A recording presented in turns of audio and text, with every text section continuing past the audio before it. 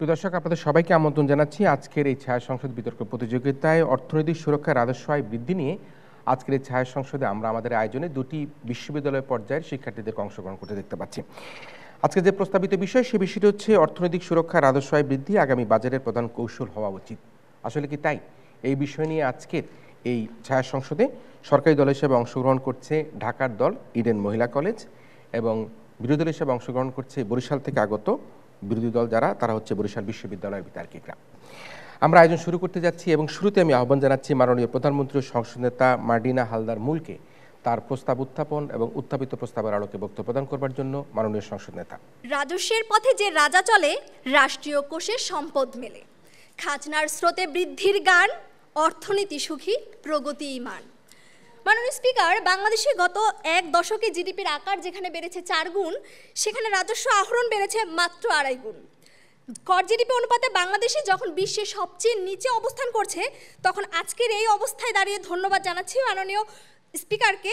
আগামী বাজেটের প্রধান কৌশল কী হওয়া উচিত, সেই নিমিত্তে আজকের সংসদে যে প্রস্তাবটি উত্থাপন করছি সেটি হলো অর্থনীতি সুরক্ষায় রাজস্ব আয় বৃদ্ধি আগামী বাজেটের প্রধান কৌশল হওয়া উচিত। সরাসরি সংজ্ঞায়ন করছি। মাননীয় স্পিকার, অর্থনীতি সুরক্ষা বলতে বোঝাচ্ছি গণতন্ত্র ও সুশাসনের মাধ্যমে সামগ্রিক অর্থনৈতিক কাঠামোর বিকাশকে। রাজস্ব আয় বলতে বোঝাচ্ছি রাজস্ব কাঠামোর সংস্কার ও সক্ষমতা বৃদ্ধির মাধ্যমে সরকারের কর ও কর বহির্ভূত উৎস থেকে আয় বৃদ্ধিকে। আগামী বাজেটের প্রধান কৌশল হওয়া উচিত বলতে বোঝাচ্ছি 2024-25 অর্থ বছরে বাজেটের মুখ্য কৌশলকে। মাননীয় স্পিকার, বিশ্বব্যাংক বলেন, IMF বলেন, কিংবা আমাদের আজকের প্রধান অতিথি স্যার ওয়াহিদুদ্দিন মাহমুদ সহ আরও অনেক অর্থনীতিবিদরা যখন মনে করেন কোনো দেশের কর জিডিপি অনুপাত না বাড়লে অর্থনীতি সুরক্ষিত হয় না, ঠিক তখন আমরা বলছি স্মার্ট বাংলাদেশ বিনির্মাণে প্রায় 8 লক্ষ কোটি টাকার এই বাজেটে অর্থনীতি সুরক্ষায় প্রধান কৌশল হওয়া উচিত রাজস্ব আয় বৃদ্ধি। তার কারণ হলো মাননীয় স্পিকার, এক, রাজস্ব আয় না বাড়াতে পারলে দেশি বিদেশি ঋণের সুদাসল পরিশোধে ব্যর্থ হবে বাংলাদেশ। রাজস্ব আয় না বাড়লে আমদানি ব্যয় ও রিজার্ভ সংকট বাড়বে, মূল্যস্ফীতি বাড়বে, উৎপাদন কমবে, অর্থনীতি অরক্ষিত হবে। এবং 3, সরকারের মোট আয়ের 80% আসে এই রাজস্ব থেকে। তাই রাজস্ব আহরণের এই হারই একটি দেশের অর্থনৈতিক উন্নয়নের স্বীকৃত নির্ণায়ক। মাননীয় স্পিকার, ঋণ করে ঘি খাওয়ার প্রবণতা যখন বাড়ছে, তখন IMF বলছে বাংলাদেশের দেশি বিদেশি ঋণের সুদাসল পরিশোধের রাজস্বের প্রায় 71.8% খরচ করতে হবে। গত অর্থ বছরে 267 কোটি ডলারেরও বেশি ঋণ পরিশোধ করতে হয়েছে। মাননীয় স্পিকার, বাংলাদেশের আগামী অর্থ বছরে এই ঋণ হয়তো পরিশোধের হার হবে 300 কোটি ডলারেরও বেশি। মাননীয় স্পিকার, বাংলাদেশের কর জিডিপির আয়তন 8 বা 9% ঘরেই ঘুরপাক খাচ্ছে, যা মোটেও স্বস্তিদায়ক নয়। সিপিডি বলছে 8% ধনী, 87% ধনীরা আয়কর দিচ্ছে না। দেশে উচ্চবিত্তের সংখ্যা যেখানে 80 লক্ষ, সেখানে কর দিচ্ছে মাত্র 8 থেকে 10 লাখ মানুষ। বাংলাদেশে কোটি কোটি আয় করেন এমন জনগোষ্ঠীর 67% মানুষ আয়করের বাহিরে রয়ে গেছে। ফলে কিন্তু মাননীয় স্পিকার, একদিকে অর্থ পাচার বাড়ছে আর অন্যদিকে প্রত্যক্ষ কর কমছে, যা অর্থনীতিকে করছে অরক্ষিত। যার ফলে আমরা আবারও বলছি মাননীয় স্পিকার, এই 87% মানুষকে আমরা যদি করের আওতাভুক্ত না আনি, তাহলে আজকে আমাদের অর্থনৈতিক কাঠামোর কখনোই বিকাশ হবে না। মাননীয় স্পিকার, চলুন এবার আপনাকে একটু বিশ্ব ঘুরিয়ে নিয়ে আসি। IMF এর ওয়ার্ল্ড ইকোনমিক আউটলুকের প্রতিবেদন বলছে 2016 থেকে 2022-এর মধ্যে ভারতের কর জিডিপির অনুপাত হচ্ছে 19.67%। নেপালের মতো দেশের কর জিডিপির অনুপাত হচ্ছে 21.50%। সব সূচকে পিছিয়ে পাকিস্তানের কর জিডিপির অনুপাত হচ্ছে 14.88%। সেখানে আমার দেশের কর জিডিপির অনুপাত হচ্ছে 9.9%। মাননীয় স্পিকার, এটি আর আজ কোনো বিতর্কের বিষয় নেই। মাননীয় স্পিকার, এটি আজ আপনার, আমাদের প্রত্যেকের অস্তিত্বের বিষয়। এটি বাংলাদেশের অর্থনীতির সুরক্ষার বিষয়। তাই এটি বাংলাদেশের স্বার্থে, আমাদের অর্থনৈতিক সমৃদ্ধির স্বার্থে এই প্রস্তাবটি যেন এই সংসদে গৃহীত হয়, তার জোর দাবি জানাচ্ছি। ধন্যবাদ মাননীয় স্পিকার, ধন্যবাদ উপস্থিত সবাইকে। ধন্যবাদ মাননীয় প্রধানমন্ত্রী তথা সংসদ নেতা মার্ডিনা হালদার মুনকে তার বক্তব্যের জন্য। এই পর্যায়ে আহ্বান জানাচ্ছি মাননীয় বিরোধী দলের নেতা মাসুম মাহমুদকে তার বক্তব্য প্রদান করবার জন্য। BBS এর তথ্য মতে $2,784 অর্থাৎ প্রায় 3,06,000 টাকা হচ্ছে আমাদের বার্ষিক মাথাপিছু আয়। স্পিকার, লক্ষ্য করে দেখবেন মাথাপিছু আয় এত টাকা হওয়া সত্ত্বেও নিম্ন আয়ের মধ্যে বেশিরভাগ মানুষ রয়েছে। স্পিকার, আজকে আমরা আরেকটা তথ্য মতে দেখতে পাই বাংলাদেশের প্রায় 95% মানুষ যারা হচ্ছে নিম্ন মধ্যবিত্ত আয়ের মানুষ। সুতরাং বলা যাচ্ছে এরকম, যেখানে গিনি কোএফিসিয়েন্ট বা আয় বৈষম্য কত? 5% মানুষের হাতে, 57% অর্থ দেশের। এইরকম একটি প্রেক্ষাপটে দাঁড়িয়ে মাননীয় প্রধানমন্ত্রী যেই প্রস্তাব উত্থাপন করলেন, বলার চেষ্টা করলেন রাজস্ব আয় আরও বৃদ্ধি করব।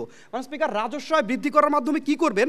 এই যে মূল্যস্ফীতি, অর্থাৎ যেখানে আমাদের 2021 সালে 5.56% মূল্যস্ফীতি ছিল, 2023 সালে সেটা হুড় করে বেড়ে 9.73%তে বৃদ্ধি পায়। এই মূল্যস্ফীতিকে যাতে আরও বেশি বৃদ্ধি করা যায়, সেই বৃদ্ধি করার একটা প্রস্তাবনা এখানে তোলা হলো মাননীয় স্পিকার। মাননীয় স্পিকার, লক্ষ্য করে দেখবেন উনি একটি তথ্য দিলেন, আমাদের দেশে এনবিআর প্রায় 3,75,000 কোটি টাকার মতো কর আদায় করতে পেরেছে, বাকিগুলো করতে পারেনি। মাননীয় স্পিকার, লক্ষ্য করা হচ্ছে এই কথাটাই, যখন এনবিআর যখন এই করগুলো আদায় করতে পারে না, পরবর্তীতে আপনি আরও মূল্যস্ফীতির জন্য কার্যক্রম চালাচ্ছেন, যাতে হচ্ছে প্রত্যক্ষ করগুলোকে আদায় আবারও করতে পারবে না, পরবর্তীতে এই আয়ের দায়গুলোকে জনগণের উপর চাপিয়ে দেওয়া হবে এবং পরোক্ষ করকে বৃদ্ধি করার জন্য বা এই ব্যয়টাকে সংকোচন করার জন্য জনগণের জীবনমানের উপরে সবচেয়ে বেশি ক্ষতিগ্রস্ততা হয়। মাননীয় স্পিকার, তারা যখন সংজ্ঞায়ন করলেন, সংজ্ঞায়নের কিছু অস্পষ্টতা রয়েছে, সেই অস্পষ্টতা ক্লিয়ার করা খুব বেশি গুরুত্বপূর্ণ। অর্থনীতির সুরক্ষা বলতে বোঝানো হয় দেশের জনগণের জীবনযাত্রার মান সমুন্নত থাকা। আর এই যে দেশের জনগণের জীবনযাত্রার মান সমুন্নত থাকার জন্য যে জিনিসগুলো সবচেয়ে বেশি গুরুত্বপূর্ণ, অর্থনৈতিক ধারাবাহিক প্রবৃদ্ধিকে অব্যাহত রাখা, একই সাথে বাজার মানুষের সাধ্যের মতো যাতে থাকে, এই বিষয়টাকে গুরুত্ব দেওয়া খুব বেশি জরুরি। বেকারত্বের হার নিয়ন্ত্রণ করা এবং কর্মক্ষেত্রের চাহিদা প্রণয়ন করতে হবে, একই সাথে রিজার্ভ সংকট যাতে না থাকে, এই বিষয়গুলো নিয়েও কাজ করা খুব বেশি জরুরি। তখনই হচ্ছে অর্থনৈতিক সুরক্ষা থাকা সম্ভব। স্পিকার, লক্ষ্য করে দেখেন, যখন রাজস্ব বৃদ্ধি করা হয় তখন কিভাবে কাজ করে? প্রথমত ভোক্তার কিছু সমস্যায় পড়ে, অর্থাৎ যখন আমরা লক্ষ্য করে দেখবেন ম্যাক্সিমাম মানুষের কাছে যেহেতু আয় কম, সুতরাং কর যখন বৃদ্ধি হবে তখন মানুষের ক্রয় ক্ষমতা খুব বেশি কমে যাবে। যখন মানুষের ক্রয় ক্ষমতা কমে যাবে তখন সমস্যাগুলো কীভাবে আমার স্পিকার লক্ষ্য করবেন? এই ক্রয় ক্ষমতা কমে গেলে মানুষ তখন কেনাকাটার এবং চাহিদাগুলোকে চাহিদাও তারা কমিয়ে দেয়। যখন মানুষ তার চাহিদা কমিয়ে দেয়, বাজারে পণ্যের সরবরাহগুলো কমে যায়। এই পণ্যের সরবরাহ যখন কমা শুরু করে, শিল্প প্রতিষ্ঠানগুলো তখন আস্তে আস্তে পণ্যের যে উৎপাদন হ্রাস করা শুরু করে। নতুন যে বিনিয়োগকারী, সেই বিনিয়োগকারীরা অনেক বেশি বিনিয়োগ করার আস্থা হারিয়ে ফেলে।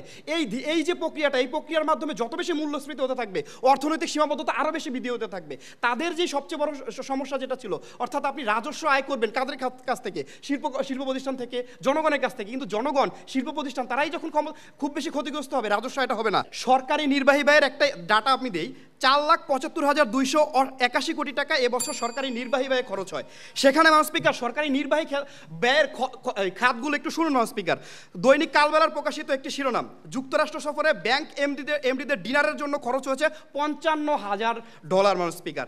খিচুড়ি রান্না শেখার জন্য 5 কোটি টাকা ব্যয় হচ্ছে কর্মকর্তাদেরকে ভারত সফরে পাঠানো হয়েছে মাননীয় স্পিকার। সরকারি কর্মকর্তাদের সুযোগ সুবিধা বৃদ্ধি 8% থেকে 40% করা হয়েছে। আবাসন সুবিধার জন্য 6,508টি ফ্ল্যাট নির্মাণ হচ্ছে।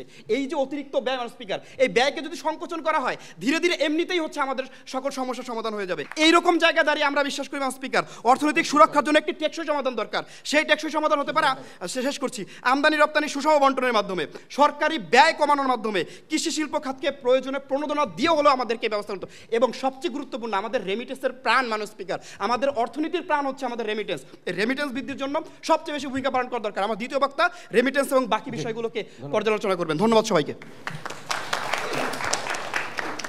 ধন্যবাদ মাননীয় বিরোধী দলের নেতা মাসুম মাহমুদকে তার বক্তব্যের জন্য। আমাদের যে প্রতিযোগিতা সেটি চলছে অর্থনৈতিক সুরক্ষায় রাজস্ব আয় বৃদ্ধি আগামী বাজারের প্রধান কৌশল হওয়া উচিত। এই পর্যায়ে আমি আহ্বান জানাচ্ছি মাননীয় ছায়ামন্ত্রী ফাতেমাতুজ জোহরাকে তার বক্তব্য প্রদান করবার জন্য।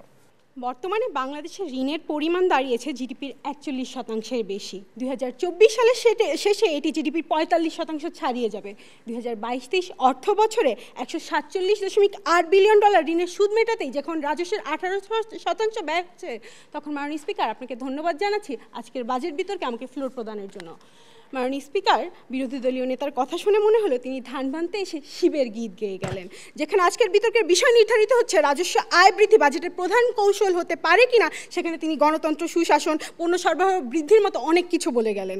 ভাই, আমরাও তো বলছি গণতন্ত্র, সুশাসন, পণ্য সরবরাহ সকল কিছুর মাধ্যমে আমরা রাজস্ব আয় বৃদ্ধি করে অর্থনীতির সুরক্ষা নিশ্চিত করে এইটিকে প্রধান কৌশল হিসেবে বিবেচনা করছি। আজ আপনার গণতন্ত্র, সুশাসন নিশ্চিত হলে রাজস্ব আয় কি কমবে নাকি মাননীয় বিরোধী দলীয় নেতা? আজকে বরং আপনাদের দেখিয়ে যাওয়া উচিত ছিল রাজস্ব আয় বৃদ্ধি ছাড়া কোন বিকল্প আয় দ্বারা আপনারা অর্থনীতিকে সুরক্ষিত করবেন, সেটি দেখিয়ে যেতে আপনারা ব্যর্থ হয়েছেন। লক্ষ্য করুন মাননীয় স্পিকার, একটি দেশের অর্থনীতির প্রাণ বলা হয় জ্বালানিকে, অথচ রয়টার্সের তথ্য বলছে বাংলাদেশের কাছে 6টি বহুজাতিক কোম্পানির দেনা $300 কোটি বেশি। এই পাওনা না মেটালে তারা জ্বালানি সরবরাহ বন্ধ করে দেওয়ার হুমকি দিয়েছে। ডলার সংকটে যখন তেল, গ্যাস, কয়লা আমদানি বন্ধ হওয়ার পথে, তখন এই 3 খাতের এলসি বকে $105 কোটি বেশি। এই অবস্থা থেকে পরিত্রাণের উপায় কি মাননীয় স্পিকার? বিদ্যুৎ ও জ্বালানি সেবার প্রবাহ নিশ্চিত করে অর্থনীতির সুরক্ষা নিশ্চিত করা। তা না হলে কিন্তু মাননীয় স্পিকার আমছালা দুটিই হারাতে হবে। অ্যাকশন এইডের তথ্য প্রতিবেদন বলছে বাংলাদেশ হলো জিডিপির তুলনায় পৃথিবীর সবচেয়ে কম কর আদায়কারী দেশ। কেনিয়া, সিয়েরা লিওনেও বাংলাদেশের তুলনায় বেশি কর আদায় হয়। বাংলাদেশের মানুষ ও প্রতিষ্ঠানের মধ্যে ট্যাক্স ফাঁকি দেওয়ার কর প্রবণতা বেশি। এই প্রবণতা থেকে যদি আমরা বেরিয়ে আসতে না পারি, তবে মাননীয় স্পিকার বাংলাদেশের অর্থনীতি সুরক্ষিত হবে না, রাজস্ব আয়ও বৃদ্ধি হবে না। তাই এই প্রবণতা থেকে বেরিয়ে আসে রাজস্ব আয়কে বৃদ্ধি করার দিকে আমাদের মনোযোগ দিতে হবে। মাননীয় স্পিকার, বাংলাদেশের নিবন্ধিত করদাতার সংখ্যা 1 কোটির বেশি হলেও রিটার্ন দাখিল করে মাত্র 40 লাখ মানুষ। তাই ট্যাক্স কমিশন গঠন করে শতভাগ ফাইলিং নিশ্চিত করে কিন্তু বিদ্যমান কর হারও 5% কর বৃদ্ধি করা সম্ভব, যা $5.8 বিলিয়ন সমান। তাহলে কিন্তু মাননীয় স্পিকার আমাদের আর ঋণ নিতে হচ্ছে না। আমরা রাজস্ব বৃদ্ধির এই কৌশলে আমাদের ঋণগুলো শোধ করতে পারছি, অর্থনীতিকে সুরক্ষিত করতে পারছি। মাননীয় স্পিকার, প্রশ্ন আসছে অর্থ পাচার ঋণ খেলাপি নিয়ে। আয়কর দিবেন না মার্সিডিজ আঁকাবেন, তা হবে না। দুবাই, মালয়েশিয়া, সিঙ্গাপুরে সেকেন্ড হোম করে তুলবেন, তা আর হচ্ছে না। মাননীয় স্পিকার, সরকার অর্থ পাচার বন্ধে এবং চিহ্নিত পাচারকৃত অর্থ দেশে ফিরিয়ে আনতে 5টি মন্ত্রণালয় এবং বিভাগের সমন্বয়ে টাস্ক ফোর্স গঠন করেছে এবং BFIUT ট্যারিফ কমিশন নিয়মিত কাজ করে যাচ্ছে একটি লক্ষ্যে, রাজস্ব আয় বৃদ্ধি করে দেশের অর্থনীতিকে সুরক্ষা করা। মাননীয় স্পিকার, বাংলাদেশের ডিজিটাল অর্থনীতির আকার $6.6 বিলিয়ন বেশি। 2500টি ই-কমার্স প্ল্যাটফর্ম এবং 4500 সফটওয়্যার প্ল্যাটফর্ম গত 20-25 বছর ধরে যাবৎ 28টি সেবা নিশ্চিত করে যাচ্ছে। এই কর অবকাশের সুবিধায় কর আহরণে এই নতুন ক্ষেত্রে যদি আমরা 10% কর হার আরোপ করি, তাহলে 300 থেকে 350 কোটি টাকা বছরে আমরা আয় করতে পারবো। মাননীয় স্পিকার, সংসদ সদস্যদের গাড়ির উপর 25% কর আরোপ করার সিদ্ধান্ত নিয়েছে NRB, যাতে করে আরও 5,000 কোটি টাকা পাওনা আদায় সম্ভব। আমার আপনার জন্য একটা ভবিষ্যতে সুন্দর সমৃদ্ধ বাংলাদেশ গড়ার প্রত্যয়ে রাজস্ব আয় বৃদ্ধির মাধ্যমে এই বাজেটটি যাতে প্রধান কৌশল হয়, এই প্রস্তাব যাতে গৃহীত হয়, তার জোর দাবি জানিয়ে আমি আমার বক্তব্য শেষ করছি। ধন্যবাদ মাননীয় ছায়ামন্ত্রীকে তার বক্তব্যের জন্য। এবার আহ্বান জানাচ্ছি মাননীয় বিরোধী দলীয় উপনেতা হাসান ইকবাল মাহমুদকে তার বক্তব্য প্রদান করবার জন্য।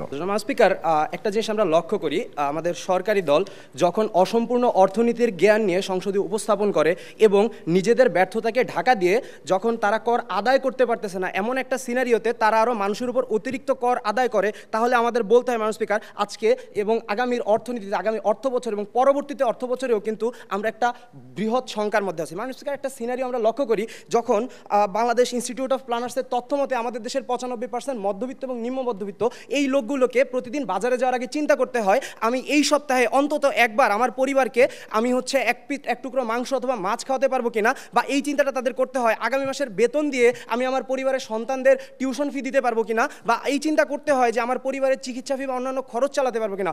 অর্থাৎ তার যখন 25,000 টাকায় আয় ফিক্স থাকা কথার কথা, তার 25,000 টাকার আয় ফিক্স থাকতেছে, কিন্তু তার ব্যয় প্রতি মাসে 25 থেকে 26, 26 থেকে 27, অর্থাৎ এরকম একটা জায়গায় এসে সে নিজের জায়গাগুলোকে স্যাক্রিফাইস করা লাগতেছে। আজকে আমি এইটা কিনবো, কালকে আমি ওইটা কিনবো। এই স্যাক্রিফিকেশনের জায়গায় দাঁড়িয়ে তার এই জিনিসটা কখন করা লাগতেছে, যখন তার আয় এবং বাজারের যে দ্রব্যমূল্য, কর বৃদ্ধির কারণে এই দ্রব্যমূল্যের একটা সমন্বয় থাকে না। স্পিকার, তারা যদি তাদের কাছে আমাদের কিছু কোশ্চেন উঠে যাচ্ছি, যে তারা বলার চেষ্টা করতেছে তারা কর বৃদ্ধি করবে, আসলে করটা কাদের কাছ থেকে আপনারা উঠাবেন প্রথমত। দ্বিতীয়ত, আপনারা যে বলতেছেন যে কর আদায় করতে পারতেছেন না, অর্থাৎ আপনারা অলরেডি স্বীকার করতেছেন যে আপনারা কর আদায় করতে পারতেছেন না, তাহলে আপনারা আগামী অর্থ বছরে অতিরিক্ত কাদের কাছ থেকে কর আদায় করবেন, কিভাবে কর আদায় করবেন, এই প্রশ্নটা আপনাদের কাছে থেকে গেল। তারপরে তারা বারবার বলার চেষ্টা করতেছেন যে আপনারা প্রত্যক্ষ কর তুলতে পারতেছেন না, আবার আপনারা প্রত্যক্ষ কর বৃদ্ধি করবেন। এই জায়গাটা আপনাদের জায়গা থেকে সাংঘর্ষিক। এখন আমরা একটু দেখি, আমরা যদি রাজস্ব আয় বৃদ্ধি করতে চাই, তাহলে আমাদের আসলে কাদের একটা স্টেক হোল্ডার থাকে বা কারা ক্ষতিগ্রস্ত হয়। রাজস্ব আয়ের জায়গা থেকে প্রথমত দেখেন ভোক্তাদের কি সমস্যা হয়। একজন ভোক্তা আপনি যখন প্রত্যক্ষ কর বৃদ্ধি করবেন, তার আয়টা বা নেট ইনকামটা কিন্তু কমে যাবে। নেট ইনকাম যখন কমে যাবে, একই সাথে আপনি অলরেডি স্বীকার করতেছেন যে প্রত্যক্ষ কর আপনি আদায় করতে পারতেছেন না, তখন কিন্তু আপনি পরোক্ষ করে হাত দিবেন। কারণ বাংলাদেশ গভর্নমেন্টের একটা বড় সেক্টর, প্রায় $222 কিন্তু $222 টাকা কিন্তু পরোক্ষ করের মধ্যে আসে। এই জায়গায় আপনি তখন পরোক্ষ করে হাত দিবেন। এই দুইটা জায়গায় মানুষ কিন্তু তার ক্রয় ক্ষমতা হারাবে। যখন ক্রয় ক্ষমতা হারাবে, বাজারের যে ডিমান্ড এটা কিন্তু কন্ট্রাক্ট করা শুরু করবে। অর্থাৎ 1 নম্বর ইস্যু হচ্ছে আমার বাজার ফল করা শুরু করবে। দ্বিতীয়ত আপনি এবং বিনিয়োগকারী এবং শিল্পপতিদের একটা সমস্যা হবে। কি সমস্যা? আপনি যখন তাদের উপর কর আরোপ শুরু করবেন, তাদের উৎপাদন খরচ বৃদ্ধি পাবে। এই উৎপাদন খরচ কমাতে তারা কিন্তু কর্মী ছাঁটাই শুরু করবে। অর্থাৎ আপনার অর্থনীতিতে কিন্তু বেকারত্ব সমস্যাটা আরও প্রকট হওয়া শুরু করবে এবং আপনার উৎপাদনটা হ্রাস হবে। তৃতীয়ত সবচেয়ে বড় যে জায়গাটা, আপনার সামগ্রিক অর্থনীতি একটা বড় ধরনের হ্যাম্পারিংয়ে পড়বে। কিভাবে? সামগ্রিক অর্থনীতির জায়গা দিয়ে আপনি দেখেন, এখন আপনি যখন কর বাড়িয়ে দিচ্ছেন, আবার এসে বলতেছেন কৃষি খাতে আপনার উন্নয়ন হলে আপনি রাজস্ব পেয়ে যাবেন। এটা একটা সাংঘর্ষিক কথা। কিভাবে? আপনি যখন কর বাড়িয়ে দিচ্ছেন, আপনার কৃষি এবং শিল্প খাত কিন্তু সাফার করবে। কিভাবে? কৃষি খাতের কর বেড়ে যাওয়ার কারণে আপনার কিন্তু প্রোডাকশনটা যখন ফল করতেছে, কৃষক যখন সারের দামের কারণে আপনার হচ্ছে প্রোডাকশন অতিরিক্ত প্রডিউস করতে পারতেছে না, আপনি কিন্তু খাদ্য নিরাপত্তা হারাবেন। এই জায়গায় আপনারা সবচেয়ে বড় একটা ট্র্যাপে পড়তেছেন। আপনারা যেখানে বারবার হচ্ছে বলার চেষ্টা করতেছেন ঋণ কিভাবে শোধ করবেন, আপনি যখন দেশে সাফিসিয়েন্ট অ্যামাউন্ট খাদ্য উৎপাদন করতে পারবেন না, তখন আপনাকে বৈদেশিক ঋণের কাছে হাত পাততে হবে। বৈদেশিক ঋণের কাছে হাত পেতে কিন্তু আপনার দেশের মানুষের খাদ্য আপনার প্রোভাইড করতে হবে। আমার স্পিকার, লক্ষ্য করুন সরকারি ব্যয়গুলো কীভাবে হয়। মানে আমাদের প্রধান বক্তার পরবর্তীতে আমি যদি একটু অ্যাড করি, দেখেন এলজিডি বর্ষাকালে যখন আমার রাস্তাগুলো করে, এই রাস্তাগুলো কিছুদিন পর পর ভাঙে, নতুন রাস্তাগুলো আবার রিক্রিয়েট করা হয়। এই যে একটা অবহেলিত ব্যয় বা একটা অপচয়, এই জায়গাগুলো আপনি যখন কমাবেন, আপনার রাজস্বের উপর চাপ কমে যাবে। তৃতীয় যে জায়গাটা আছে, আমাদের কৃষি এবং শিল্পের উৎপাদন বৃদ্ধি প্রয়োজনে আমরা ভর্তুকি প্রদান করব। যখন আমার কৃষি এবং শিল্পের সক্ষমতা থাকবে, দুইটা কেস সিনারিও ঘটবে। প্রথমত, আমি অভ্যন্তরীণ চাহিদাটা পূর্ণ করতে পারবো এবং আমার অতিরিক্ত উদ্বৃত্ত যে জায়গাটা, এই জায়গাটা কিন্তু আমি রপ্তানি করতে পারবো। ধন্যবাদ ম্যাডাম স্পিকার, ধন্যবাদ সকলকে। ধন্যবাদ মাননীয় বিরোধী দলীয় উপনেতা হাসান ইকবাল মাহমুদকে তার বক্তব্যের জন্য। এই পর্যায়ে আহ্বান জানাচ্ছি মাননীয় সরকার দলীয় সংসদ সদস্য মাসনুন নাবিলা আলমকে তার বক্তব্য প্রদান করবার জন্য। বাংলাদেশের রাজস্ব বাজেটে কোনো উদ্বৃত্ত নেই। এ অবস্থায় রাজস্ব জিডিপির অনুপাত না বাড়ালে বড় রকমের সমস্যা সৃষ্টি হবে। বাংলাদেশ নিয়ে বিশ্বব্যাংক যখন এমন শঙ্কার কথা বলছে, তখন বিরোধী দলের দুজনের কৌশল দেখে মনে হলো তারা বাংলাদেশের অর্থনীতিকে সুরক্ষিত নয়, বরং পরনির্ভরশীল ও ঋণ নির্ভর করতে চায়। এর তীব্র নিন্দা জানিয়ে এবং আপনাকে ধন্যবাদ জানিয়ে আজকের বিতর্ক শুরু করছি মাননীয় স্পিকার। মাননীয় স্পিকার, দেখুন, বিতর্ক যেখানে হচ্ছে অর্থনীতির সুরক্ষায় রাজস্ব আয় বৃদ্ধি প্রধান কৌশল হওয়া উচিত কিনা, সেখানে তারা বিনিয়োগ, দারিদ্র্য কিংবা বৈদেশিক মুদ্রা ইত্যাদির কথা বলে গেল, যার প্রতিটি বা রেমিটেন্সের কথা বলে যাচ্ছে, তারা আমদানি রপ্তানির কথা বলতে যাচ্ছে, তার প্রতিটি কিন্তু রাজস্ব আয় বৃদ্ধির একটি সহায়ক কৌশল মাত্র। আজকের বিতর্কে তারা একটিও প্রধান বিকল্প কৌশলই দেখে যেতে পারেননি, আর এই কৌশলগত জায়গা থেকে আজকের বিতর্কটি তাদের টেকে না। মাননীয় স্পিকার, তারা বলে গেল দারিদ্র্যের কথা। যখন আমরা রাজস্ব আয় বাড়াবো, তখন আমরা দারিদ্র্য কমে আসবে। মাননীয় স্পিকার, লক্ষ্য করুন, আগামী বাজেটে এনবিআরকে 4,75,500 কোটি টাকার রাজস্ব আদায়ের লক্ষ্যমাত্রা ধরে দেওয়া হয়েছে। নন ট্যাক্স রেভিনিউ সংগ্রহের পরিকল্পনা ধরে দেওয়া হয়েছে 70,000 কোটি টাকা। এরপরেও আগামী অর্থ বছর অর্থাৎ 2024-25 অর্থ বছরে সরকারকে অভ্যন্তরীণ এবং বৈদেশিক উৎস থেকে 2,80,000 কোটি টাকার ঋণ নিতে হবে এবং 1 লাখ কোটি টাকারও বেশি ঋণ সুদ বাবদ ব্যয় করতে হবে। প্রশ্ন হলো, এই বিপুল পরিমাণ অর্থ আসবে কোথা থেকে? প্রতিপক্ষের দেখিয়ে যাওয়া রূপকথার গল্প থেকে? না মাননীয় স্পিকার, রাজস্ব আয় বৃদ্ধি থেকে। যদি আমরা আমাদের ঘাটতি পূরণ করতে না পারি, রাজস্ব আয় বৃদ্ধি করতে না পারি, তাহলে অর্থনীতি সুরক্ষিত হবে না। মাননীয় স্পিকার, লক্ষ্য করুন মাননীয় স্পিকার, অভ্যন্তরীণ উৎস থেকে ঋণ নিলে কি হবে? অভ্যন্তরীণ উৎস থেকে অর্থাৎ বাণিজ্যিক ব্যাংক থেকে যদি আমরা ঋণ নেই, তাহলে ব্যাংকগুলোর বেসরকারি খাতে ঋণ দেওয়ার সক্ষমতা কমে যাবে। এর অর্থ বিনিয়োগ, যেটি কথা তারা বলে গেলেন, সেই বিনিয়োগ ব্যাহত হবে, কর্মসংস্থান ব্যাহত হবে এবং একই সঙ্গে উৎপাদন ব্যাহত হবে। আবার কেন্দ্রীয় ব্যাংক থেকে ঋণ নিলে মূল্যস্ফীতি বেড়ে যাবে। এই জন্য শাখের করাত অবস্থা মাননীয় স্পিকার। তাই আমরা বারবার বলছি, এই পরিস্থিতি থেকে উত্তরণের উত্তম উপায় হলো রাজস্ব আয়ের সক্ষমতা বৃদ্ধি করা। মাননীয় স্পিকার, বাংলাদেশ যেখানে উন্নয়নশীল দেশ, সেখানে উন্নয়ন বাজেটে অর্থাৎ এডিপি এর আকারে এবারের বাজেট 2,45,000 কোটি টাকা। আবার বাজেট ঘাটতি হচ্ছে 2,80,000 কোটি টাকা। মাননীয় স্পিকার, অর্থাৎ শুভঙ্করের ফাঁকিটি হলো আমাদের উন্নয়ন বাজেটের পুরোটি আমাদের মেটাতে হবে ঋণ নিয়ে। মাননীয় স্পিকার, এর অর্থ এই পরিস্থিতি থেকে উত্তরণের উপায় হচ্ছে আমাদের অর্থনীতির জন্য, অর্থাৎ এই যে শুভঙ্করের ফাঁকিটি, এটি আমাদের অর্থনীতির জন্য, উন্নয়নের জন্য একটি অশনি সংকেত, যা থেকে উত্তরণের একমাত্র উপায় হচ্ছে রাজস্ব আয় বৃদ্ধি করা এবং তার সঙ্গে অন্যান্য কৌশলগুলোকে সহায়ক কৌশল হিসেবে রাখা। যেহেতু রাজস্ব আয় আমাদের 80% সাহায্য করছে, 20% দিয়ে আপনারা কি করবেন আমি এখনো বুঝতে পারছি না। রিজার্ভ কমে দাঁড়িয়েছে $13 বিলিয়ন, যা আমাদের জন্য কিন্তু অ্যালার্মিং মাননীয় স্পিকার। আর তাই আমরা বলছি, রিজার্ভ বৃদ্ধি হোক কিংবা আমদানি ব্যয় মেটানো হোক, সবকিছুর প্রধান কৌশল হচ্ছে রাজস্ব আয় বৃদ্ধি। এই একই কথা বলছেন বিশ্বব্যাংকের মুখ্য অর্থনৈতিক কর্মকর্তা জনাব জাহিদ স্যার। মাননীয় স্পিকার, বর্তমানে সারা দেশে মোট 1,39,00,000 মানুষ সামাজিক নিরাপত্তা কর্মসূচির আওতায় উপকারভোগী আছে। আগামী বাজেটে আরও 8 লাখ জন যুক্ত হবেন এই খাতে। বাজেট বরাদ্দ রাখা হয়েছে 1,30,000 কোটি টাকা। মাননীয় স্পিকার, সাধারণ মানুষের জন্য এটি স্বস্তিদায়ক, কিন্তু সিপিডি বলছে আগামী বাজেটে কর সংগ্রহের হার না বাড়ালে একদিকে যেমন বাজেট বাস্তবায়ন হুমকির মুখে পড়বে, অন্যদিকে তেমনি মূল্যস্ফীতি এই সুবিধাকে সংকীর্ণ করবে। তাই সামষ্টিক অর্থনীতির স্বার্থে মাননীয় স্পিকার, তৃণমূল মানুষের জীবনমান উন্নয়নের স্বার্থে রাজস্ব আয় বৃদ্ধির কোনো বিকল্প কৌশল নেই।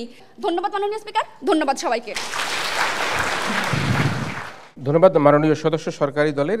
এবারে আমি আহ্বান করছি মাননীয় বিরোধী দলের সদস্য ইসরাত জাহান রাবেয়াকে তার বক্তব্য প্রদান করবার জন্য। ধন্যবাদ মাননীয় স্পিকার, আমাকে এই মহান ছায়ের সংসদে কিছু বলার সুযোগ প্রদানের জন্য। মাননীয় স্পিকার, আজকে আমাদের বিতর্কের যে বিষয়টা, আমার মনে হয় আমার প্রতিপক্ষ দল সেটা ধরতেই পারেননি। আজকে বিতর্কের বিষয়টা নির্ধারণ করা হয়েছিল অর্থনৈতিক সুরক্ষায় রাজস্ব আয় বৃদ্ধি আগামী বাজেটের প্রধান কৌশল হওয়া উচিত। আপনারা যখন বারবার এই কথাটি বলে যাচ্ছেন যে আমাদের বাজেটের 80% রাজস্ব থেকে আসে, বাকি 20% কোথা থেকে আসবে, এই ক্ষেত্রে আমি বলতে চাই আমরা এই 80% রাজস্বকে অস্বীকার করছি না। এই 80% রাজস্ব আমার এই আগের বাজেটে ছিল, ভবিষ্যৎ বাজেটও থাকবে, কিন্তু এই বাজেটের উপর, এই রাজস্বের উপর আপনি যখন অতিরিক্ত রাজস্বটা আদায় করবেন, তখন এই রাজস্ব আপনি যদি পরোক্ষভাবে এই জনগণের উপর থেকে আদায় করতে যান, আপনার দ্রব্যমূল্যের যে ঊর্ধ্বগতি, আপনার যে মূল্যস্ফীতি, এইগুলো আপনি ঠিক কীভাবে নিয়ন্ত্রণ করবেন, এর কোনো পলিসি আপনারা দেখিয়ে দিতে পারেননি। তারপরে আপনারা বারবার যখন বলতেছেন আপনারা রাজস্ব বৃদ্ধি করবেন, এই রাজস্ব বৃদ্ধির ঠিক পলিসিটা কি, এরকম কোনো পলিসি আমার প্রতিপক্ষ দল দেখিয়ে দিতে পারেননি। আপনাদের যখন 2020-21, 2021-22 বা 22-23 অর্থ বছরে যেখানে আপনি আপনার যে প্রয়োজনীয় রাজস্বটা যখন আদায় করতে পারেন না, ঠিক এই অর্থ বছরে এসে ঠিক কোন প্রক্রিয়া আদায় করবেন সেইটা যদি দেখিয়ে যেতে পারতেন, তাহলে আমরা তাদের পলিসি আজকে গ্রহণ করতাম। মানে লক্ষ্য করুন, আমরা যখন আজকে বলি যে আমরা কিভাবে আজকে অর্থনৈতিক সুরক্ষাটা অর্জন করবো, আমরা বলতেছি আমরা আমাদের দেশের মধ্যে অর্থনীতিকে একটা স্থিতিশীল পরিবেশ আনবো, যার ফলে আমাদের এই অর্থনৈতিক সুরক্ষাই শুধু হবে না, এই অর্থনৈতিক সুরক্ষাটা টেকসই হবে এবং ভবিষ্যতে দেশের অর্থনীতি একটি সুস্থিতিশীল অবস্থায় থাকবে। আমরা যখন আজকে বলতেছি যে রেমিটেন্স বৃদ্ধির জন্য পদক্ষেপ গ্রহণ করবে, লক্ষ্য করুন মাননীয় স্পিকার, 2021 সালে যখন করোনায় পুরো দেশ অর্থনৈতিকভাবে স্থবির হয়ে গিয়েছিল, তখন কিন্তু এই রেমিটেন্সের মাধ্যমে এই দেশের অর্থনীতি সচল ছিল। মাননীয় স্পিকার, 2020-21 অর্থ বছরের রেমিটেন্সের পরিমাণ ছিল $24.77 বিলিয়ন, 2021-22 এই অর্থ বছরের রেমিটেন্সের পরিমাণটা ছিল $21.03 বিলিয়ন। এই বিশাল পরিমাণের রেমিটেন্স যখন এই দেশে আসে, তখন এর মাধ্যমে কিন্তু দেশের উন্নয়ন সম্ভব এবং সেই সাথে সাথে আমাদের এই রেমিটেন্সের মাধ্যমে কিন্তু আমাদের রিজার্ভটাও বৃদ্ধি পাবে এবং এই রিজার্ভের মাধ্যমে কিন্তু আমরা এই বৈদেশিক ঋণটাও পরিশোধ করতে পারবো। মাননীয় স্পিকার, লক্ষ্য করুন, আপনার দেশের এই বৈদেশিক ঋণ পরিশোধের উপায় হচ্ছে রিজার্ভ বৃদ্ধি। রিজার্ভ বৃদ্ধির জন্য আপনার যখন এই ডলারটা রেমিটেন্সের মাধ্যমে আসতে আপনি সরাসরিভাবে নিতে পারছেন। চিনিচ্ছি মাননীয় স্পিকার, লক্ষ্য করুন, আপনার দেশের বর্তমানে প্রবাসী শ্রমিকের সংখ্যা 1,55,13,000। এই বিশাল জনগোষ্ঠীর জন্য 176টি দেশে এই বিশাল জনগোষ্ঠী কর্মরত আছেন, কিন্তু আমাদের বাংলাদেশের দূতাবাস আছে শুধুমাত্র 7টি দেশে। তো এই বিশাল জনগোষ্ঠীকে আপনি যখন দূতাবাসের মাধ্যমে কোনো স্বাস্থ্যসেবা বা জরুরি প্রয়োজনীয় সেবা দিতে পারেন না, তখন কিন্তু আপনি রেমিটেন্সের ঘাটতি দেখা দেয়। মাননীয় স্পিকার, লক্ষ্য করুন, প্রথম আলোর একটি তথ্য মতে সাবেক অর্থমন্ত্রীর একটি ভাষ্য, প্রায় অর্ধেক রেমিটেন্স হুন্ডি পদ্ধতিতে দেশে আসছে, যার মাধ্যমে কি হচ্ছে মাননীয় স্পিকার, এই হুন্ডি পদ্ধতিতে দেশে আসার ফলে এই রেমিটেন্স আপনার রিজার্ভেও যুক্ত হচ্ছে না, আপনার অর্থনীতিতেও যুক্ত হচ্ছে না। তো এই অবস্থায় দাঁড়িয়ে যদি আপনি সরকারি ব্যবস্থা ডলারের মূল্য বৃদ্ধি করেন, আপনি ভ্যাটটা কমান, এই সকল প্রবাসীরা তখন এই রেমিটেন্সটা কিন্তু সরকারি ব্যবস্থাপনায় পাঠাবে। এই রেমিটেন্সের সকল অর্থ অর্থাৎ দ্বিগুণ পরিমাণ অর্থ তখন আপনার অর্থনীতিতে এবং আপনার রিজার্ভে যুক্ত হবে। বর্তমানে যে দ্রব্যমূল্যের ঊর্ধ্বগতি, বর্তমানে যে মূল্যস্ফীতি, এই অবস্থায় একটা মানুষ দিন আনে দিন খায় অবস্থা তার পরিবারের জন্য প্রয়োজনীয় অর্থ তার কাছে নেই। এর উপর আপনি অতিরিক্ত কর তার সরাসরি ইনকামের উপরে আরোপ করতেছেন, অতিরিক্ত কর আপনি তার পরোক্ষ। আজকে যে শিল্প আপনি 5 টাকা দিয়ে কিনতেছেন, কালকে সেই শিল্প 60 টাকা দিয়ে কিনতে হবে। আজকে যে চাল আপনি 70 টাকায় কিনতেছেন, কালকে সেই চাল আপনি 90 টাকা দিয়ে কিনতে হবে। এইরকম একটা পরিস্থিতিতে আপনি আয় কিন্তু বৃদ্ধি পাচ্ছেন না মাননীয় স্পিকার। এইরকম একটা পরিস্থিতিতে যখন আপনি করটা আরোপ করতেছেন, আপনি এই জনজীবনকে ব্যাহত করছেন মাননীয় স্পিকার। কিন্তু এই জায়গায় দাঁড়িয়ে আমরা বলতেছি আপনি একটি স্থিতিশীল পরিবেশ আনয়ন করেন, একটি স্থিতিশীল অর্থনীতি আনয়ন করেন, তার মাধ্যমে আপনি আপনার দেশের অর্থনৈতিক সুরক্ষা নিশ্চিত করতে পারবেন অর্থনীতির একটি স্থিতিশীল পরিবেশ আনয়নের মাধ্যমে। তারা বারবার বলে যেতে চাইলে আমরা অল্টারনেটিভ দেখিয়ে যাচ্ছি, আমরা অল্টারনেটিভ এটাই দেখাচ্ছি যে আপনার দেশ যখন অর্থনৈতিকভাবে একটি স্থিতিশীল অবস্থার মধ্যে দিয়ে যাবে, তার ফলেই কিন্তু আপনার দেশের এই অর্থনৈতিক সুরক্ষাটা নির্বাহ হবে। ধন্যবাদ মাননীয় স্পিকার। সুতরাং আজকের প্রস্তাবটি যেন সংসদে গিয়ে তো না হয়, তো ধন্যবাদ সবাইকে। যাক, আমরা তিনজন বক্তার বক্তব্য শুনলাম। আমরা আমাদের প্রথম পর্ব অর্থাৎ আমাদের যুক্তি খণ্ডন পর্বের যে আগের আয়োজন সেটি শুনলাম, যেটি নিয়ে আজকের প্রতিযোগিতা চলছে অর্থনৈতিক সুরক্ষার রাজস্ব আয় বৃদ্ধি আগামী বাজারের প্রধান কৌশল হওয়া উচিত। এ বিষয়ের উপর আমি এবার আহ্বান করছি আজকের এই ছায়া সংসদের মাননীয় বিরোধী দলীয় নেতা মাসুম মাহমুদকে তার যুক্তি খণ্ডন পর্বে পুনরায় বক্তব্য প্রদান করবার জন্য। ম্যাডাম স্পিকার, ধন্যবাদ জানাচ্ছি পুনরায় ফ্লোর দেওয়ার জন্য। ম্যাডাম স্পিকার, লক্ষ্য করবেন পুরো বিতর্কে সরকারি দল থেকে একটি মাত্র কনসার্ন, আমাদের 4,75,000 কোটি টাকার মতো রাজস্ব ব্যয় এখনো বাকি আছে, আমরা এই ব্যয়গুলো কীভাবে পূরণ করবো, এবং বারবার এই গাণিতিক যে একটা তথ্য তারা চাচ্ছেন, তাদেরকে একটা গাণিতিক সমাধান দিই। প্রথমত, আপনি যে 4,75,000 কোটি টাকার রাজস্ব অতিরিক্ত আপনার প্রয়োজন, সেটা কীভাবে পূরণ করতে পারেন? শুধুমাত্র মানুষ স্পিকার লক্ষ্য করে শুধুমাত্র সরকারি নির্বাহী ব্যয় যেখানে 4,75,000 কোটি টাকা, সেখান থেকে আপনি চাইলে 3 লাখ থেকে 2.5 লাখের নিচে আপনি নামিয়ে নিয়ে আসতে পারেন। আপনাকে আড়াই লাখ টাকার নিশ্চয়তা আমি দিয়ে দিচ্ছি এখানে। মানে স্পিকার লক্ষ্য করুন, আর পরবর্তীতে যেটা থাকে রেমিটেন্স আয় এবং হচ্ছে আমাদের আয় ব্যয়ের যে ব্যাপারগুলো, সেই আয় ব্যয়ের ব্যাপারগুলো কীভাবে কার্যক্রম পরিচালনা করে। মানে স্পিকার লক্ষ্য করবেন, আমাদের প্রতি বছর আমদানি এবং রপ্তানি ব্যয়ের যে একটা ঘাটতি, সেই ঘাটতিটা প্রায় $5 বিলিয়ন মতো। এই টাকাটা যদি সমান তারে বিতরণ করা যায়, আপনার বাকি যে ঘাটতিগুলো, সেই বাকি ঘাটতিগুলো পূরণ হয়ে যাবে। মানে স্পিকার, আরও ঘাটতির পূরণের জায়গাটা দেখাই। আপনি যেটা চাচ্ছেন এই রাজস্ব আয়ের যে 80%, অর্থাৎ এই 80% রাজস্ব আয় এমনিতেই আপনার দেশ থেকে উঠতেছে, অর্থাৎ আপনি যতই পলিসি দেন না কেন, আপনার এখান থেকে রাজস্ব 80% আপনি তুলতে পারবেন। তার উপরে যখন অতিরিক্ত কর আদায় করবেন, সমস্যা তখন সেখানেই। কারণ করটা দুইভাবে আসে, প্রত্যক্ষ পরোক্ষ কর। ওনারা নিজেরাই বলে যাচ্ছেন প্রত্যক্ষ কর না আমরা আদায় করতে পারি না। আমরা সবসময় বলার চেষ্টা করেছি আমদানি রপ্তানি যখন সুষম বন্টন হবে, তখনই হচ্ছে এই সমস্যার সমাধান হবে। অতিরিক্ত আয়ের মাধ্যমে রিজার্ভ অনেক সময় পরিশুদ্ধ হবে। সরকারি ব্যয়ের জবাবদিহিতা নিশ্চিতকরণ করে এই ব্যয়টাকে কমাতে হবে। স্পিকার, একই সাথে রেমিটেন্স, যা আমাদের রিজার্ভের প্রাণ, সেই রেমিটেন্সকে বৃদ্ধি করতে হবে। স্পিকার লক্ষ্য করেন, সর্বশেষ ইনফরমেশন, হুন্ডির মাধ্যমে যেই অর্থগুলো আসে, সেটা রেমিটেন্সের প্রায় অর্ধাংশের মতো। মানুষ স্পিকার, এখানে যদি সুযোগ সুবিধা দেওয়া হয়, প্রায় $9 বিলিয়নের মতো আরও বেশি আমাদের এখানে আসতে পারে। এত অর্থের সমস্যাগুলো, এগুলো সমাধান না করে কি করতে হবে? জনগণের উপর আরও বেশি ট্যাক্সের বোঝা বহন করাও, জিনিসপত্রের দাম আরও বেশি বাড়াও, মানুষের জীবনমানকে আরও বেশি ক্ষতিগ্রস্ত করে। এইরকম পলিসিতে বা এইরকম বাজেট কখনো জনগণের বাজেট হতে পারে না বলে আমরা বিশ্বাস করি। ধন্যবাদ। ধন্যবাদ ছায়া সংসদের মাননীয় বিরোধী দলের নেতাকে যুক্তি খণ্ডন পর্বে তার পুনরায় বক্তব্য প্রদান করবার জন্য। এই পর্যায়ে আহ্বান জানাচ্ছি সর্বশেষ ওয়াইন্ড আপ সেশনে মাননীয় প্রধানমন্ত্রী তথা সংসদ নেতা মার্ডিনা হালদার মুনকে পুনরায় তার বক্তব্য প্রদান করবার জন্য। মাননীয় স্পিকার, আজকে আমাদের বিতর্কের জায়গাটি ছিল আগামী বাজেটে কোন প্রধান কৌশল, আমি আবারও বলছি, আগামী বাজেটে কোন প্রধান কৌশল অর্থনীতিকে সুরক্ষিত করবে। তারা কিন্তু সেই বিকল্প একটিমাত্র প্রধান কৌশল দেখিয়ে যেতে পারেনি। তারা বলছে রাজস্ব আয়ের বদলে কৃষি করো, শিল্প করো, রেমিটেন্স করো। এখন তাদের কথাই যদি আসি, আমরা যদি কৃষিক্ষেত্রে যাচ্ছি, তাহলে কৃষিক্ষেত্রে কর বৃদ্ধি পেলে আয় বৃদ্ধি হবে, আয় বৃদ্ধি হলে আমার রাজস্ব বৃদ্ধি হবে। তাহলে তারা কি আজকে আমাদের সাথে মেনে নিচ্ছে যে অর্থনীতি সুরক্ষায় রাজস্ব আয় আগামী বাজেটের প্রধান কৌশল হওয়া উচিত? মাননীয় স্পিকার, তাদের উপনেতা বলে গেলেন কর আদায় কোথা থেকে আসবে। তাদের উপনেতা বললেন কর কাদের থেকে উঠাবো। মানে স্পিকার, তাদের জ্ঞাতার্থে বলছি, তার উপনেতার জ্ঞাতার্থে বলছি, বাংলাদেশের সিপিডি দেশের 87% মানুষের কর আদায় করতে পারছে না। তার জন্য টাস্ক ফোর্স গঠন করছে, বিদেশি অর্থ পাচারদের, ঋণখেলাপিদের জন্য টাকা উদ্ধারে টাস্ক ফোর্স গঠন করছে, যা থেকে আমরা আমাদের বিদেশে পাচারকৃত অর্থ এবং আমাদের আরও কর আদায় অর্থটি নিশ্চিত করতে পারবো।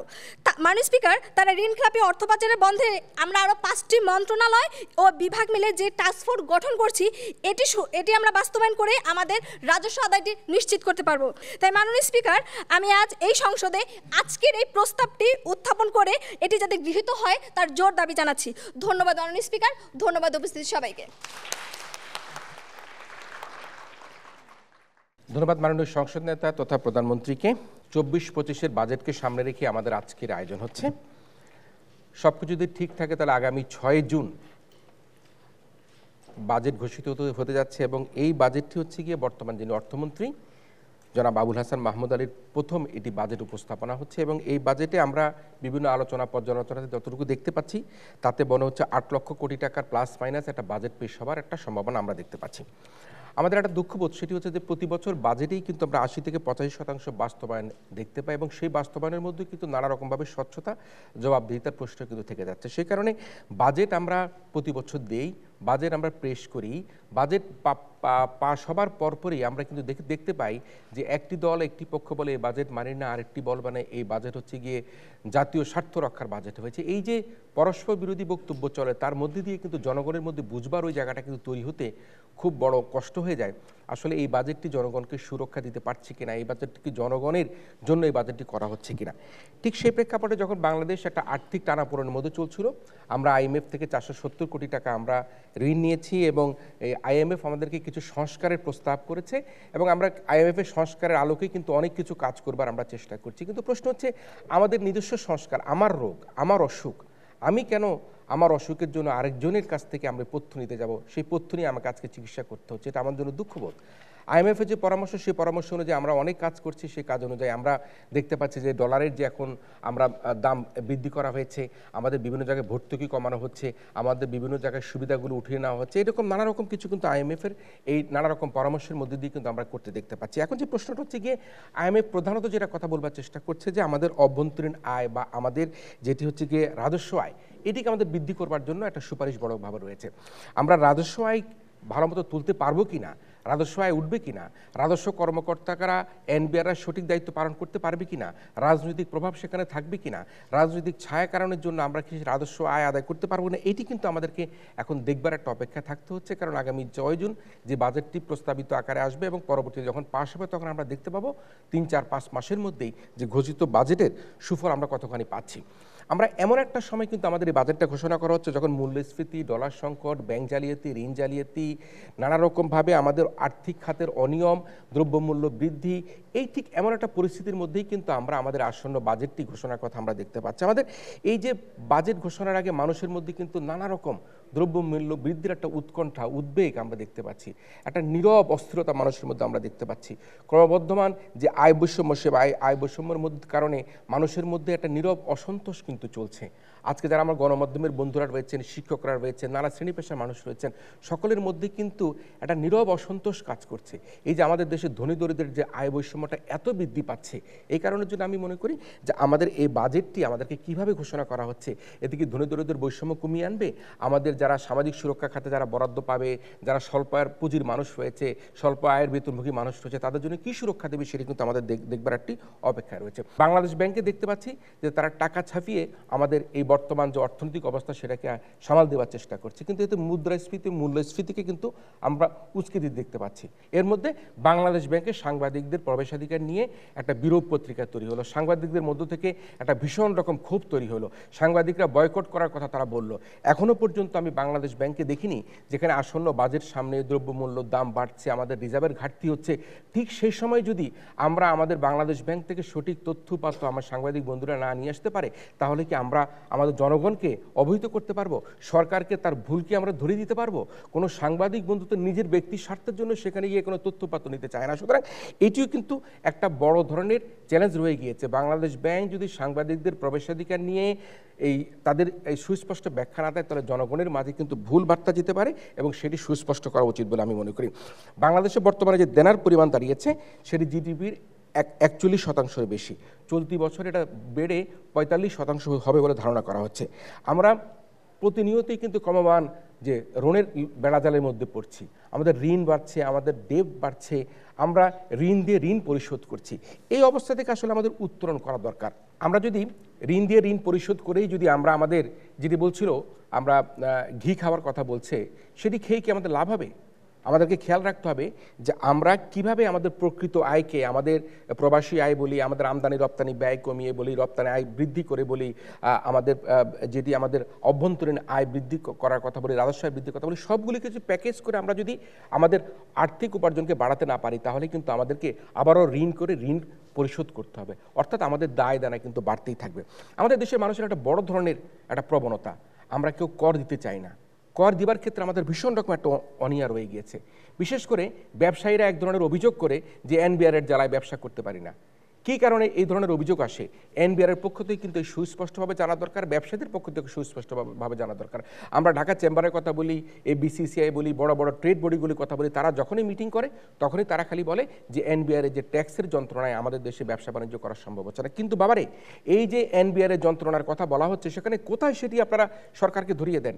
কী কারণের জন্য আপনারা বলছেন এনবিআরের যন্ত্রণায় ব্যবসা করা যাচ্ছে না, অথচ আমাদের প্রত্যেক মালিকরা, আমি গুটি কয়েক হয়তো যারা ক্ষতিগ্রস্ত তারা প্রায় মালিকরাই কিন্তু আমরা দেখি তারা বাড়ি গাড়ি ধন সম্পদ দেশে বিদেশে সব কিছুই করছে। কিন্তু ট্যাক্স দিবার ক্ষেত্রে আমরা নানা রকম কৌশল অবলম্বন করি কীভাবে আমরা ট্যাক্স কম দিতে পারি। আমাদের দেশে যে কোটিপতি রয়েছে তার 67% মানুষ তারা কর দিচ্ছে না। কোটিপতির মধ্যে 67% মানুষ তারা কর দিচ্ছে না। আমাদের কর দিবার প্রবণতা আমাদের পার্শ্ববর্তী দেশ, আমরা নেপাল বলি, ভারত বলি, শ্রীলঙ্কা বলি, তাদের চেয়ে তো আমাদের দেশের মানুষের কর দিবার প্রবণতা আমাদের দেশের মানুষের কম। আমরা কি নেপালের চাইতে কম শক্তিশালী দেশ? শ্রীলঙ্কা যেখানে দেউলিয়া হয়ে গেছিল সেখানকার মানুষ যদি কর আমাদের থেকে বেশি দিতে পারে, তাহলে বাংলাদেশের মানুষ কেন আমরা কর দিতে পারবো না? সে বিষয়ে কিন্তু আমাদেরকে এখন খতিয়ে দেখতে হবে, সেটি মূল্যায়ন করতে হবে। প্রত্যেকটি মানুষকে ভাবতে হবে আজকে কর দিয়ে দেশকে সমৃদ্ধ করতে হবে, কর দিয়ে রাষ্ট্রকে সমৃদ্ধ করতে হবে। আমি আমার বক্তব্য শেষ করলাম। এবারে বক্তব্য দিবার পালা। যিনি বক্তব্য দিবেন, যিনি আজকের প্রধান অতিথি, বিশিষ্ট অর্থনীতিবিদ, সাবেক তত্ত্বাবধায়ক সরকারের অর্থ উপদেষ্টা ডক্টর ওয়াহিদুদ্দিন মাহমুদ, তিনি আমাদের সাথে আছেন। আমি আহ্বান করছি আমাদের আজকের এই ছায়া সংসদের বক্তাদের বক্তব্য আলোকে প্রধান অতিথি অধ্যাপক ডক্টর ওয়াহিদুদ্দিন মাহমুদকে এই পর্যায়ে তার বক্তব্য প্রদান করবার জন্য। ধন্যবাদ। একটা অনস্বীকার্য বিষয় যে রাজস্ব সংগ্রহের সক্ষমতার উন্নতি আমাদের অত্যন্ত জরুরি। বাংলাদেশের কর জিডিপির অনুপাত স্বল্পোন্নত দেশগুলোর তুলনায়ও অত্যন্ত নিম্ন, এবং এই হার তো বাড়ছে না, বরং আস্তে আস্তে কমছে। এত কম রাজস্ব আয় দিয়ে সরকারের বেতন ভাতা ইত্যাদি চলতি যেসব ব্যয়, সেগুলোই তো মেটানো কঠিন, উন্নয়ন ব্যয় তো দূরের কথা। এখন তার ফলে ঘাটতি বাজেট হচ্ছে, যে বাজেটের যে ঘাটতি হয় চলতি আয় তো ব্যয় মেটাতেই হবে। এটা এখন নতুন টাকা ছাপিয়ে এই ঘাটতি মেটানো যায়, তাহলে তো বর্তমান যে মূল্যস্ফীতি সেটা আরও বেড়ে যাবে, সেটা সর্বনাশের কথা, সেটা সুরক্ষা হলো না। আর ঘাটতি মেটাতে অভ্যন্তরীণ এবং বৈদেশিক সূত্র থেকে ঋণ নেওয়া যায়, সরকারের সেই ঋণের নির্ভরতা বাড়ছে, এবং এই প্রবণতা চলতে থাকলে এটা শুধু বৈদেশিক ঋণ পরিশোধের ক্ষেত্রে না, বাজেট ব্যবস্থাপনার ক্ষেত্রেও এক ধরনের ঋণের ফান্ড তৈরি করে। আমরা অর্থনৈতিক বৈদেশিক লেনদেনের ক্ষেত্রে বাংলাদেশ দেউলিয়া হবার অবস্থায় এখনও নাই, এ ধরনের একটা আশ্বস্ত বোধ করার চেষ্টা করছি, কিন্তু বাজেটও যে ঋণের ফান্দে পড়তে পারে সেই আলোচনা তো আমরা করছি না। কারণ ক্রমাগতভাবে ঋণ নিতে থাকলে সুদ পরিশোধ করতে গেলে আর তো কিছু বাকি থাকে না। এভাবে এটা একটা দুষ্ট চক্র।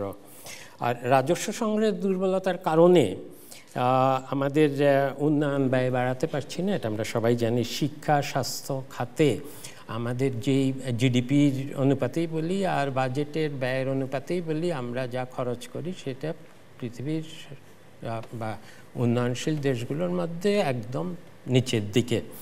এত কম সামাজিক খাতের ব্যয় করেও যে আমরা কতগুলো সামাজিক উন্নয়নের সূচকে এত উন্নতি করলাম, যে শিশু মৃত্যু হার, জনসংখ্যার আয়ু বাড়ানো, মেয়েদের বিশেষ করে স্কুলে যাবার হার, এসব সূচকে তো বাংলাদেশ অভাবনীয় উন্নতি করেছে এবং খুব কম খরচে। এটাকেই বাংলাদেশের যে উন্নয়ন বিশ্বায় বলা হয়, এটা তার জন্যই বলা হয়।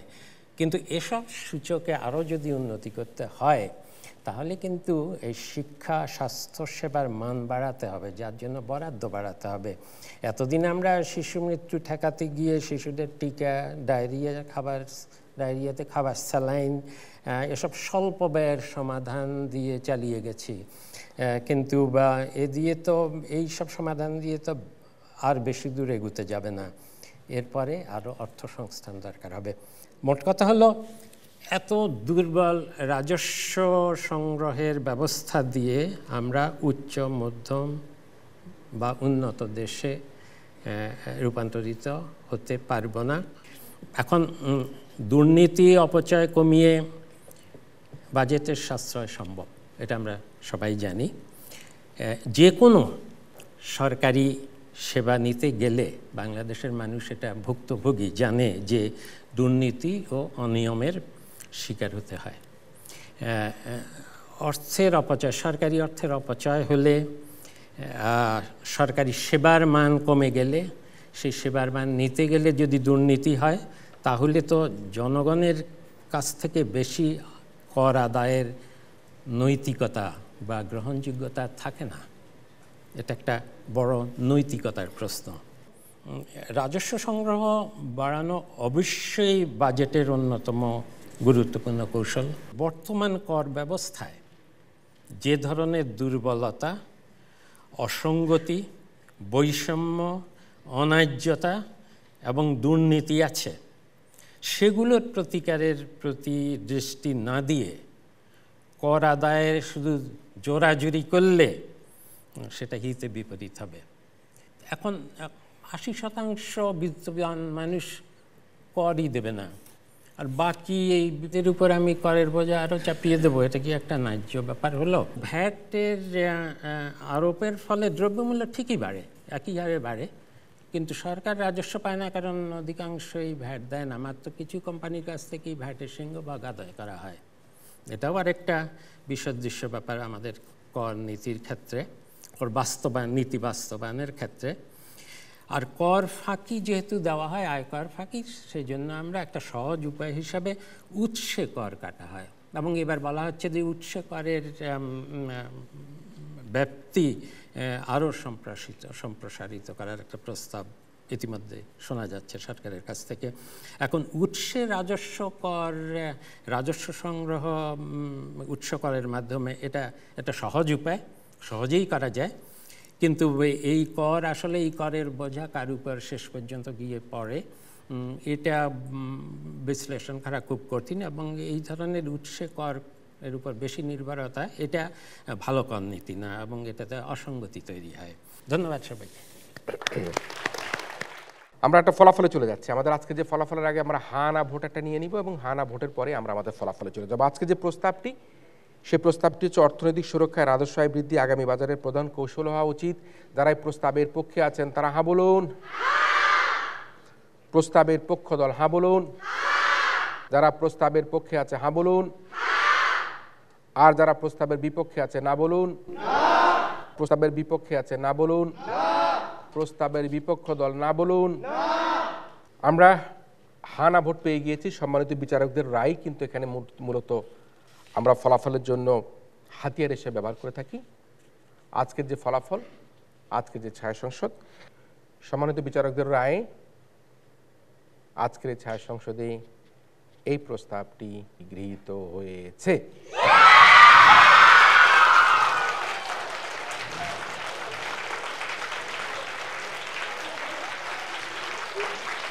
যেহেতু প্রস্তাবটি গৃহীত হয়েছে, সে কারণে আমরা বলছি আমাদের আজকের এই ছায়া সংসদে হাজও যুক্ত হয়েছে, হাজও যুক্ত হয়েছে এবং হাজও যুক্ত হয়েছে।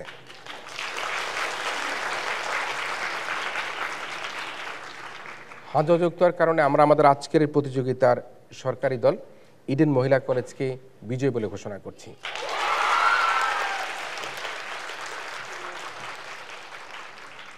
অভিনন্দন রইল ইডেন মহিলা কলেজকে।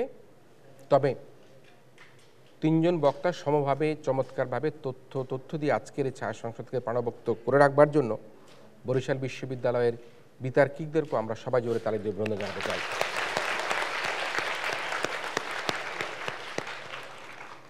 যাই হোক, আজকের এই প্রতিযোগিতায় আমরা ইন্ডিয়ান মহিলা কলেজকে বিজয় বলে ঘোষণা করছি, এবং একই সাথে যারা এতক্ষণ টেলিভিশনের পর্দায় দেশে অথবা বিদেশে পাবলিক পার্লামেন্ট বিতর্ক প্রতিযোগিতায় আমাদের আজকের অর্থনৈতিক সুরক্ষা রাজস্ব খাতের যে কি হবে সেটি নিয়ে এই ছায়া সংসদ দেখলেন, আপনাদের সবাইকে আমাদের আগামী সংসদ, আগামী পার্লামেন্ট দেখার আমন্ত্রণের মধ্যে দিয়ে আজকের মতো এই মক পার্লামেন্ট এখানেই শেষ করছি।